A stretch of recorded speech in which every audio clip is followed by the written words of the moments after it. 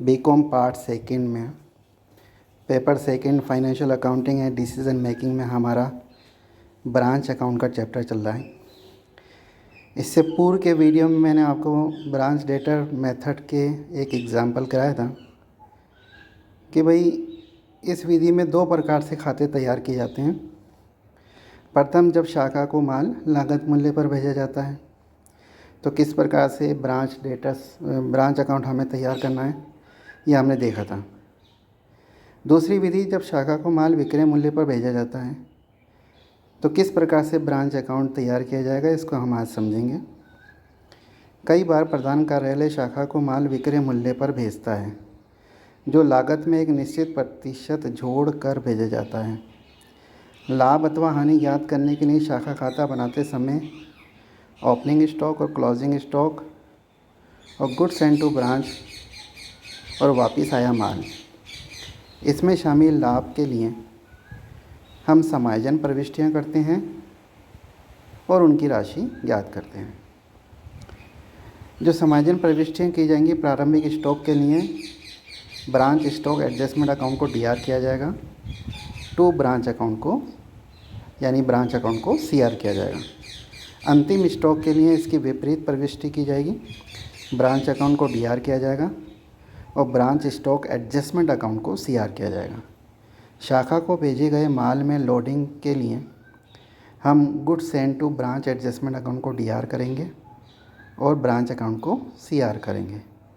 यदि शाखा ने कोई माल वापस भेजा है तो इसकी विपरीत प्रविष्टि की जाएगी। लोडिंग के लिए ब्रांच अकाउंट को डीआर किया जाएगा, goods sent to branch adjustment account को सीआर किया जाएगा। एक इलस्ट्रेशन से हम इसको समझने की कोशिश करते हैं। जयपुर प्रधान कार्यालय अपनी कोटा शाखा को लागत में 25% जोड़कर भेजती है। इट मीन्स कि अगर लागत 100 है तो उसमें लाभ 25%, जो विक्रय मूल्य पर माल भेजा जा रहा है वो 125 रुपये का होगा।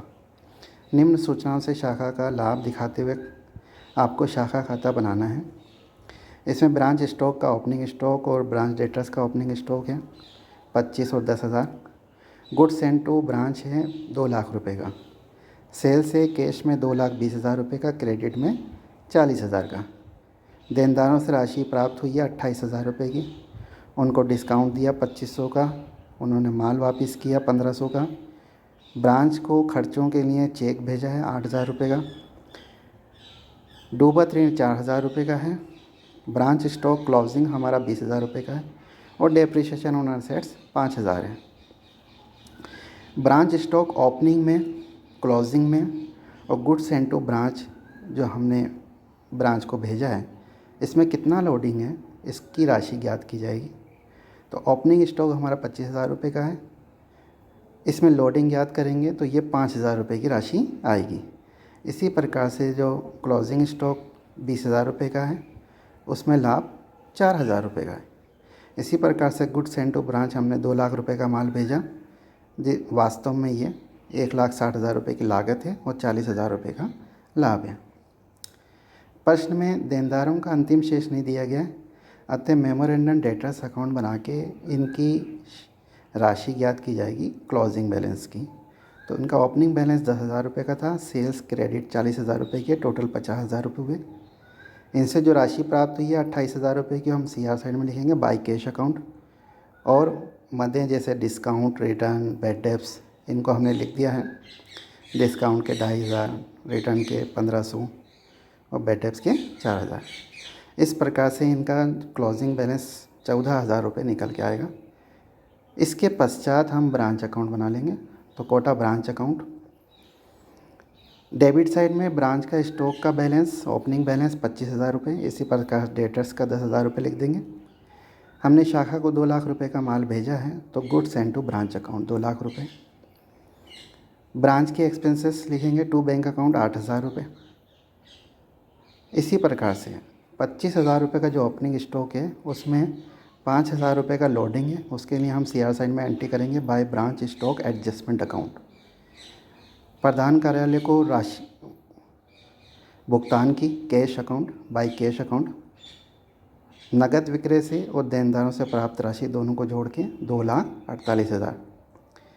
अब 2 लाख रुपए का जो माल हमने शाखा को भेजा था उसमें जो लोडिंग है 40,000 रुपये की, उसके लिए लिखेंगे by good send to branch adjustment account. उसके बाद क्लोजिंग बैलेंस दोनों का लिख देंगे। ब्रांच स्टॉक का हमारा 20,000 रुपये का बैलेंस है और डेटर्स का 14,000 रुपये। जो ब्रांच स्टॉक 20,000 रुपये का है उसमें जो लोडिंग है उसको हम ब्रांच स्टॉक एडजस्टमेंट अकाउंट 4,000 रुपये लिखेंगे। और ख़र्चे के रूप में डेप्रिसिएशन ऑन असेट्स से 5,000 रुपये की उसको लिख देंगे। उसके पश्चात टोटल ज्ञात करके हम ब्रांच का लाभ अथवा हानि ज्ञात कर लेंगे। तो इसमें कोटा ब्रांच अकाउंट में जो P&L निकल के आ रहा प्रॉफिट वो 75,000 का है। Thank you.